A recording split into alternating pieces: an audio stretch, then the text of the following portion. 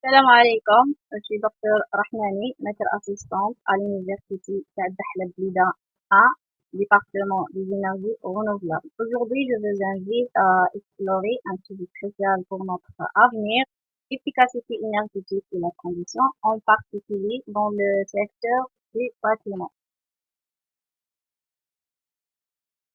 Donc, la transition énergétique représente une transformation fondamentale des systèmes de production, distribution et consommation d'énergie. Elle favorise donc la réduction de l'empreinte écologique et le développement des énergies renouvelables. Donc, elle base sur l'optimisation de l'efficacité, donc améliorer le rendement du système énergétique, la réduction de la consommation, donc diminuer les besoins énergétiques global et favoriser les énergies renouvelables à travers l'utilisation de ressources propres et durables.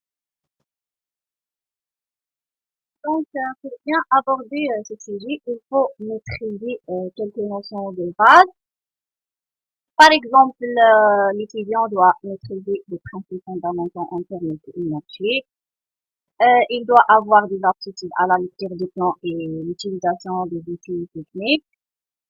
Il doit aussi avoir connaissance du contexte énergétique et climatique spécifique algérien.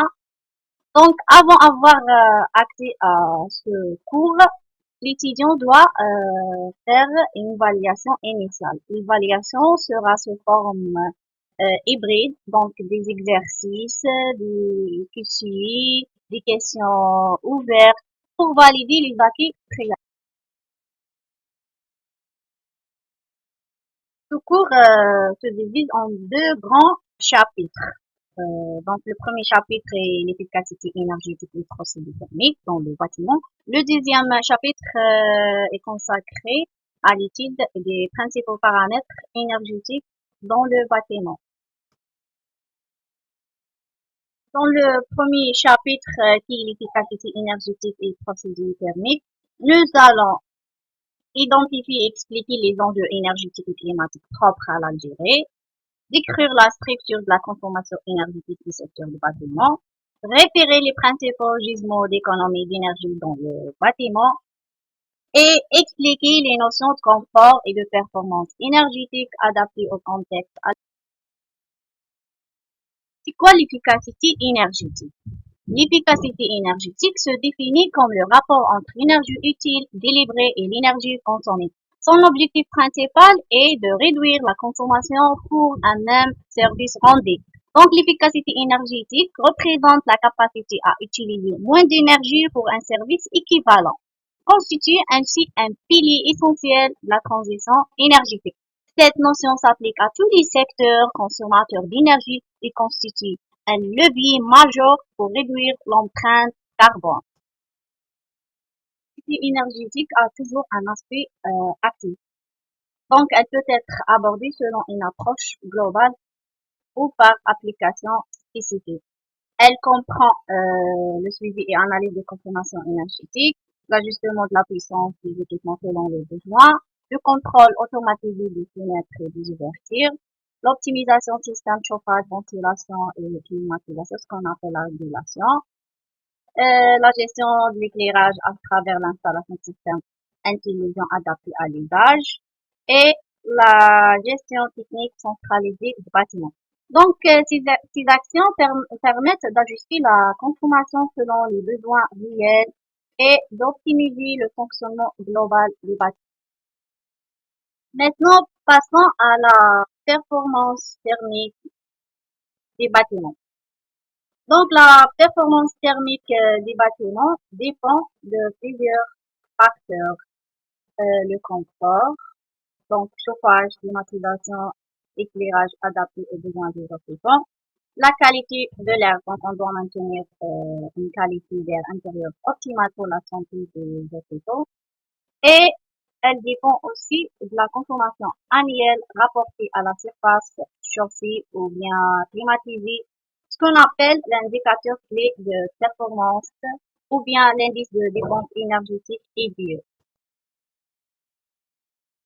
Les principaux postes de la consommation énergétique du bâtiment sont le chauffage et le refroidissement, la ventilation, l'eau chaude sanitaire, l'éclairage, transport interne, la production de biens.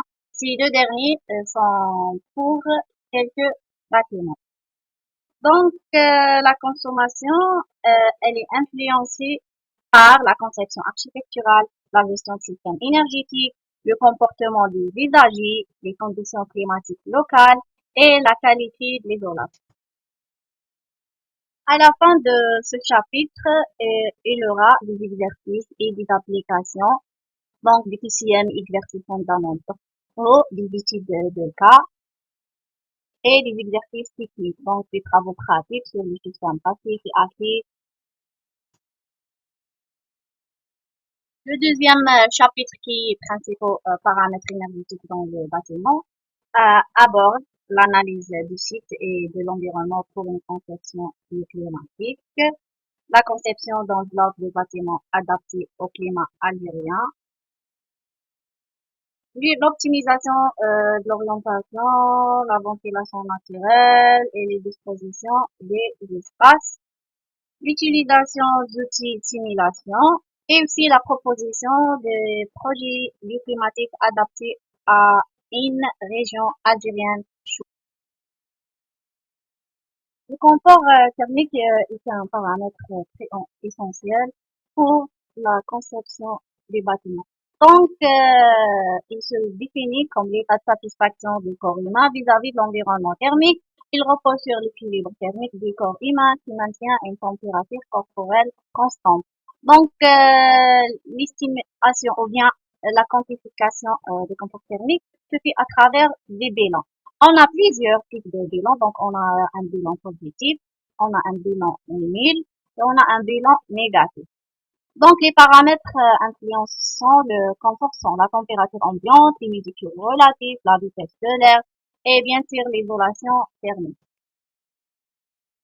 Donc, pour le calcul des bilans thermiques, on doit estimer les entrées et les sorties d'énergie sur une période donnée, permettant ainsi de dimensionner correctement les installations énergétiques. Donc, les facteurs climatiques tels que la zone climatique, température extérieure, l'ensoleillement, les caractéristiques bien sûr du bâtiment, l'orientation, les débits d'air, les coefficients de transmission de parois, les applications, pourquoi on doit estimer ou bien on doit calculer le bilan thermique. C'est pour les objectifs suivants, donc le dimensionnement des installations, l'optimisation énergétique et aussi la réduction des coûts.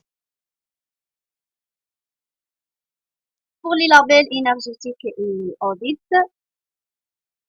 les labels énergétiques, ce sont des moyens avec lesquels on classe le bâtiment. Pour l'audit énergétique est une démarche d'analyse approfondie qui comprend le diagnostic, l'identification des points faibles, des recommandations personnalisées, les estimations des économies potentielles et le plan d'action à proposer. À la fin de ce chapitre, il y aura des exercices et applications. Donc, des calculs de bilan thermique, des études de cas, donc les analyses de produits de rénovation, de conception climatique, des simulations thermiques dynamiques, aussi des applications concrètes. Quelques exemples des applications pratiques. Donc, l'isolation thermique, donc calcul de la réduction de consommation énergétique après l'installation d'une isolation sur un bâtiment existant. Aussi, la conception du climatique, donc la sélection des solutions passives adaptées aux différentes zones climatiques algériennes pour optimiser le confort. Et derrièrement, analyse sectorielle, donc évaluation de la part du secteur résidentiel dans la consommation énergétique nationale et l'identification de leviers d'amélioration. Donc, en conclusion, l'efficacité énergétique représente un défi technique, mais aussi une formidable opportunité de développer durablement l'Algérie. Donc, ce cours offre une formation complète et il va vous aider pour développer des compétences, donc l'analyse, la conception et l'optimisation, la proposition de solutions durables, Vous allez apprendre comment faire un audit énergétique et proposer des conseils pour la rénovation et aussi proposer des conceptions de thématiques. Donc, cela veut vous aider à contribuer à la réduction de l'empreinte carbone et à l'indépendance énergétique. Et merci pour votre attention.